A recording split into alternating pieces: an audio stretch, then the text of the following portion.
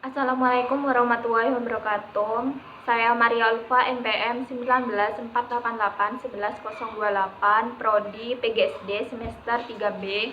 Kali ini saya akan memaparkan PPT saya dengan topik pemilihan metode mengajar dosen pengampu Dian Eka Adriana MPD.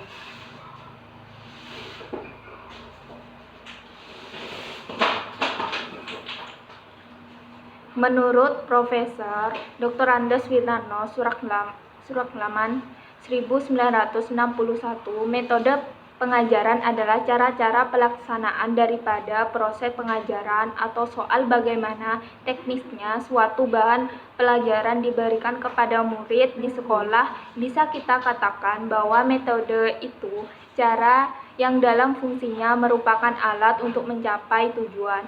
Sedangkan metode pembelajaran diartikan sebagai cara yang berisi prosedur baku untuk pelaksanaan kegiatan pembelajaran, khususnya kegiatan pengajian materi pelajaran kepada siswa.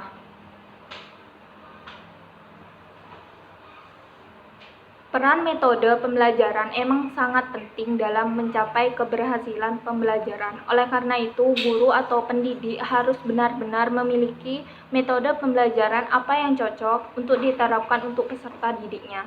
Dari sini, guru atau pendidik harus mengerti karakter peserta didik, tingkat pemahamannya, sekaligus harus memiliki taktik tersendiri supaya metode pembelajaran yang diterapkan itu tidak merasa membosankan.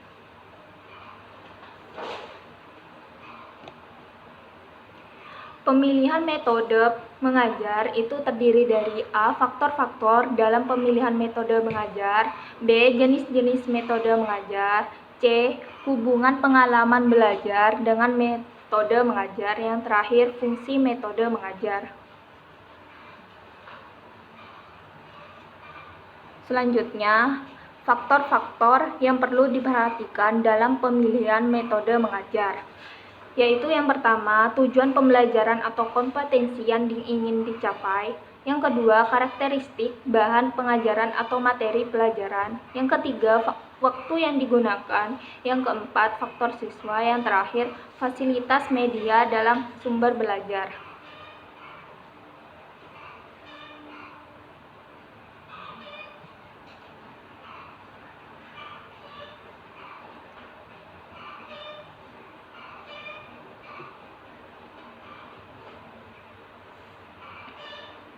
Jenis-jenis metode mengajar. Yang pertama, metode ceramah merupakan cara mengajar untuk menyampaikan informasi atau suatu pokok persoalan secara lisan. Yang kedua, metode tanya jawab, komunikasi adanya hubungan timbal balik langsung antara guru dan siswa. Yang ketiga, metode diskusi atau bertukar adalah bertukar informasi, pendapat, atau unsur-unsur pengalaman untuk mendapatkan penjelasan lebih jelas.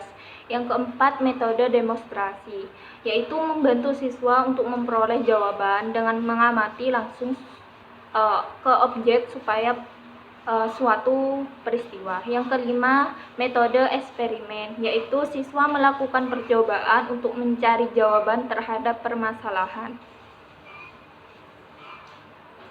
Yang keenam, metode pemberian tugas, yaitu kesempatan kepada siswa melakukan tugas atau kegiatan yang berhubungan dengan pelajaran. Yang ketujuh, metode karya wisata, yaitu siswa belajar di luar kelas, mengunjungi tempat-tempat tertentu sesuai dengan topik.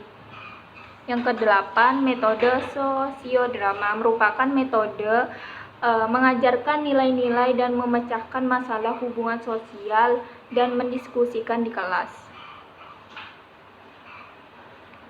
Selanjutnya, hubungan pengalaman belajar dengan metode mengajar, yaitu hubungannya adalah proses berkelanjutan atas aktivitas belajar yang tinggi di bawah bimbingan guru, sehingga pembentukan pengalaman belajarnya akan terbangun sesuai dengan kemampuan dan kompetensi diri si pembelajar.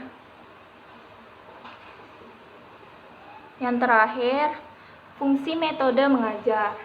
Fungsi metode mengajar ini menciptakan kondisi pembelajaran yang memungkinkan peserta didik memperoleh kemudahan dalam belajar. Dengan demikian, tujuan pembelajaran dapat tercapai dengan baik. Yang kedua, sebagai alat motivasi intrinsik, sebagai strategi pembelajaran, dan yang terakhir, sebagai alat untuk mencapai tujuan pembelajaran.